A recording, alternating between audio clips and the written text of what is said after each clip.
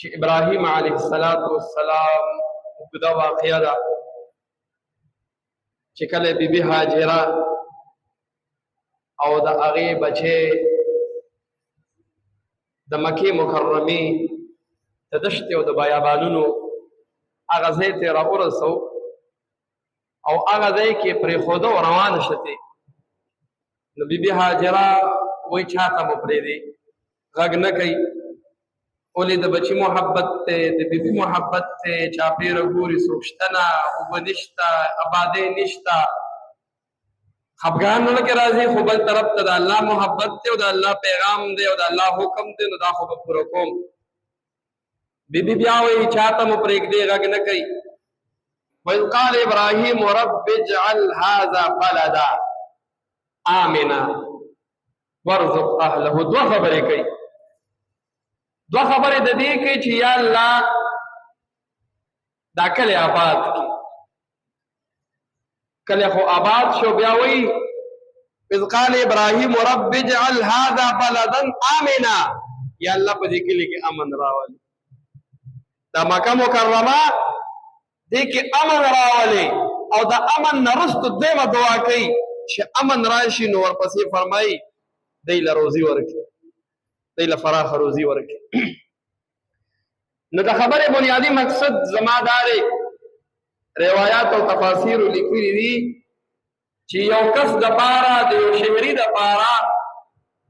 په یو ځای کې د اوسېدلو دپاره لومړنی هغه امن دی چې دی په معاشره کې اوسېږي که دی په کور کې اوسېږي مثال به دا والو یو کس د چاردیوالۍ دن نه دی که هغه زمونږ خویندې دي او که هغه یو زمونږ وروڼه دي نو ژوند به هله د سکون وي ژوند کې به هله خیر وي مینه او محبت به هله هغې وي چې د چاردیوالۍ دن نه دغه افرادو ته امن وي نو دا خلک به خوشحاله وي دی به ژوند تېري او بیا به د کور نه راوځو معاشرې ته به راوځو په یو معاشره کې به یو شهري وخت هله تېروي زندګي به هله د سکون تېروي چې دغه معاشرې والا ورته امن وي او بیا به د معاشرې نه بار شو شهر ته به شو نو یو بازار کې به خلک تجارت هله کوي کاروبار به هله کوي ژوند به هله تېروي چې هلته امن وي او بیا به د بازار نه اوزه د ملکي سطح باندې نو یو کامیاب ملک به هله هغې وي چې هغه ملک کې امن وي امن څه ته وایي عام سړی وایي زه بدمني نه خوښوم زه جګړې نه خوښوم زه جنګونه نه خوښوم زه دا غواړم چې زما ما ته دې سکون وي زه دا غواړم چې زه د چاردیوالۍ دن نه ناست یم زما ته دا پته وي چې زه محفوظ یم زه دا غواړم چې زه په دې لار باندې تېرېږم د شپې په 2 بجې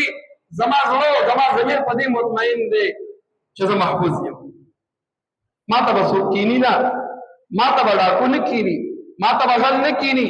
زما ته به مثال زما ګاونډ یو مسلمان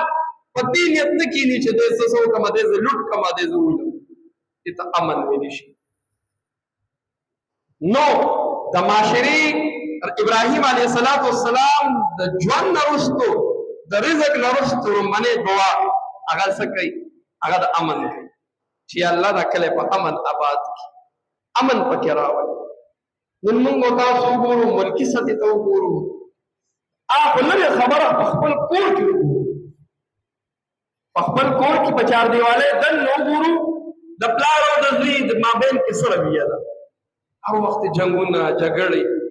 د ښځې او د خاوند مابین کې څنګه ژوند دی هر وخت جنګونه او جګړې د مور او د لور په منځ کې څنګه ژوند دی چېرې دا ویلي دي چې بچو چې دا زما پلار دی چېرته پلار دا ویلي دی چې دا زما بچي دي او زما نه به د دې په باره کې تپوس کېږي د دې مې څه تربیت کړی دی یو قسم لا اور هغه زمونږ په معاشره کې په هر کور کې لګېدلې ده چې زمونږ دا بدمني دومره سیوا شوې ده چې ړومبی خو زما په کور کې امن نشته زما په کور کې دننه که موږ دننه کېږو نو هم جنګ کوو خو کینو د مینې محبت خبرې خپل مابین کې نشته ښکلې خبرې نشته هغه خبرې نشته چې انسان ته په سکون میلاو شي د بچو سره کینی د پلار سره کینی پلار بچو سره کینی د مور سره کینی د وروڼه خویندې کینی هغه پخوانۍ مینې چې به زمونږ د مابین کې د مشرانو د خپل مابین کې د اولاد او د پلار او د رشته دارانو په منځ کې وي هغه لاړې ختمې شوې. نو خبره مې دا کوله چې ورومبنې امن چې زمونږ نه هغه لاړ، هغه زمونږ د کور نه لاړ. رومبنو ته وګورو په پوچې پوچې خبره باندې څومره جنګونه او جګړې.